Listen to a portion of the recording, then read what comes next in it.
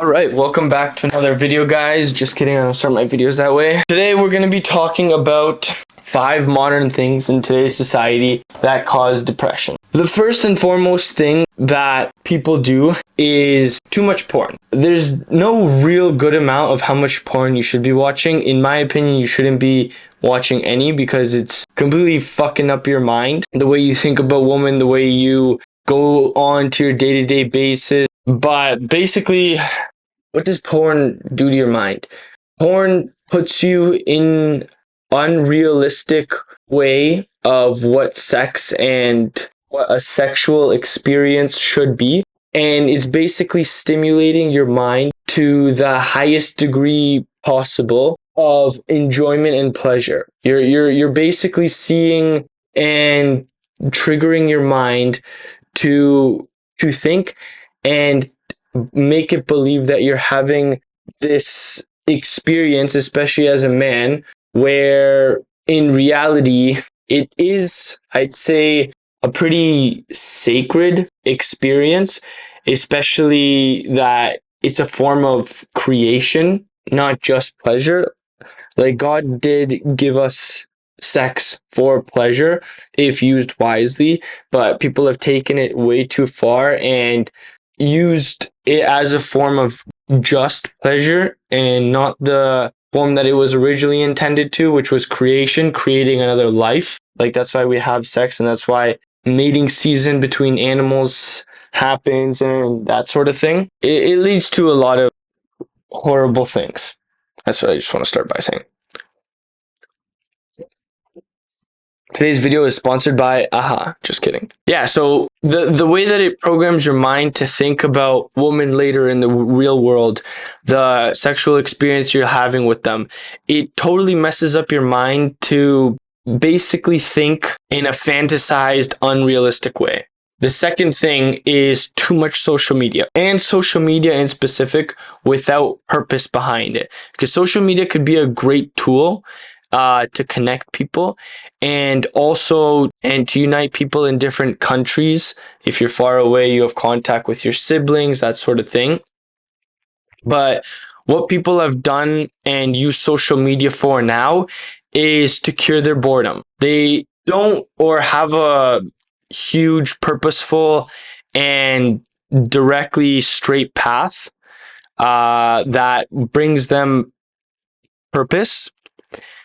Instead, they rather scroll their life away, comparing with other people's lives, thinking that others are living amazing and fantastic lives. And it's just constant overload of dopamine. When you're constantly frying your brain with dopamine, it's hard to enjoy the little things. Like, for example, going on a walk and seeing a bird. Like, that should bring you joy because you're looking and seeing God's creation. You're like, wow, like, this is an amazing, beautiful thing. And everything on social media these days is sexualized.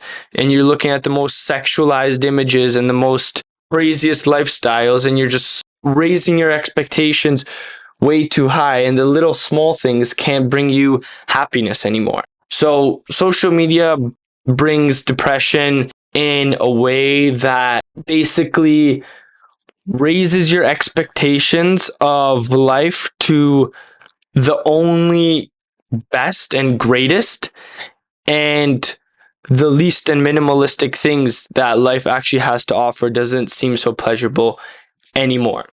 So if you catch yourself scrolling through social media without a purpose behind it, okay, let's say you're creating content, you're looking for a song to use, or let's say you're trying to lose weight, you're scrolling through people's Instagram accounts, fitness coaches or fitness trainers, and you're trying to look at tips. Yeah, that is why it's there. Or you're speaking to a relative from Australia.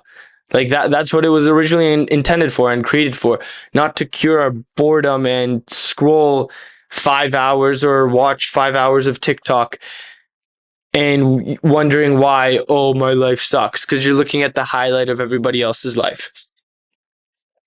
Third thing is laziness, and this is kind of connected with social media, but laziness in the sense of having no purpose, especially if you're trying to live a purposeful life.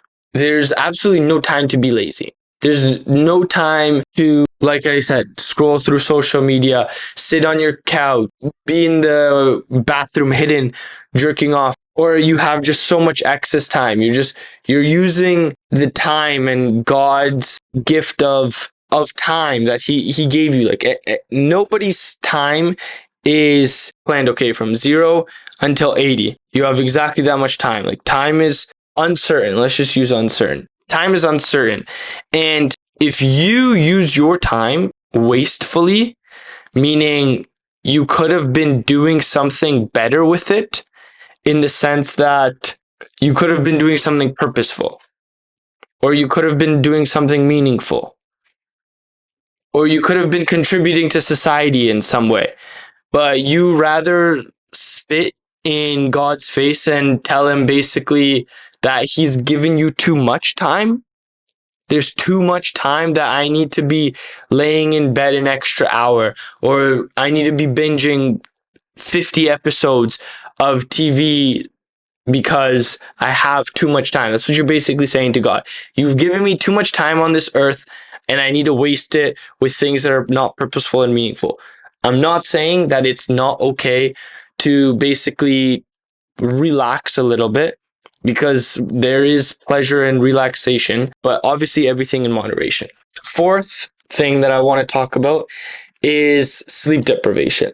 Sleep deprivation can lead to massive depression and quote unquote sadness, because your body is just in a state of deprivation. Like that's why it's called sleep deprivation.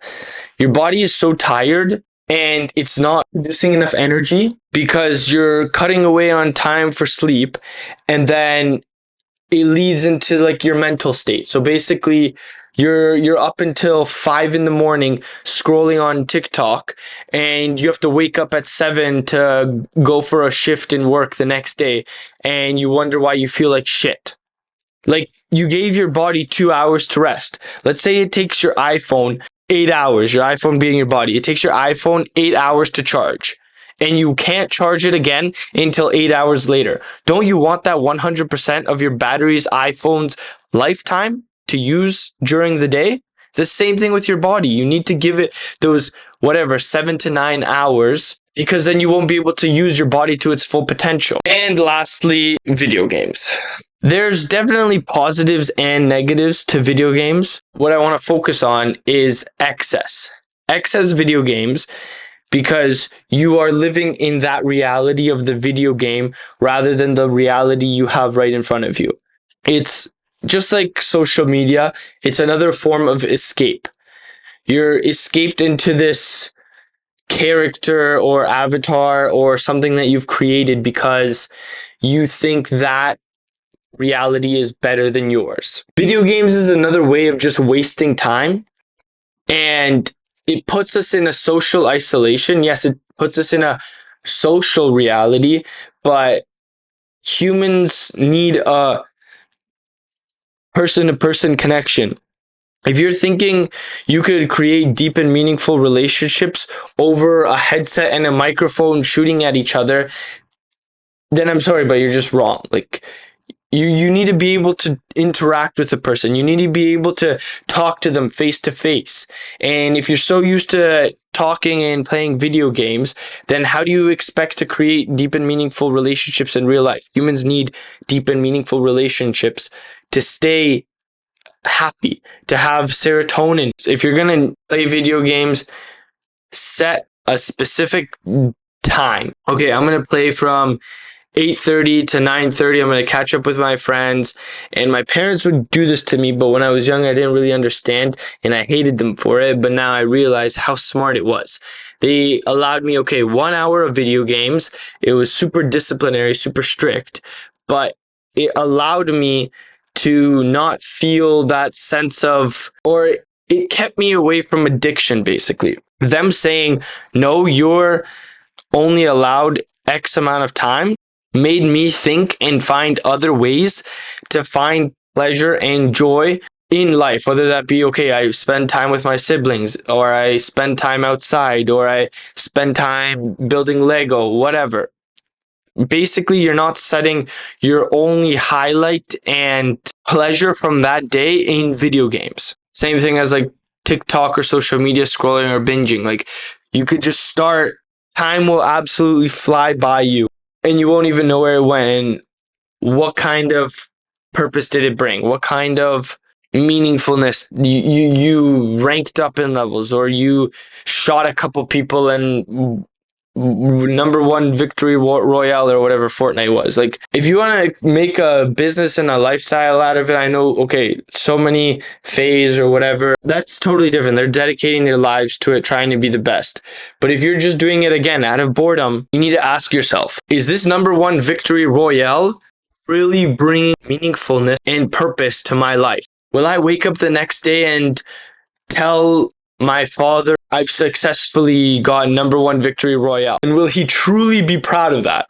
Or is it better to tell him, hey, I got a new squat PR, 225 pounds or whatever, right? Like ask yourself what is meaningful, what is purposeful, and strive to aim for those things. Don't waste time, value your time, find purpose in your life with meaning. That's it. That's all for today. Thanks again. Make sure to subscribe if you're new. If you enjoyed the video, make sure to drop a like, drop a comment. What was your favorite part? Let me know if you like these kind of videos. Let me know if you like the style of video. I like making these a lot. Anyway, I'll see you guys tomorrow. Stay blessed. God bless. Peace.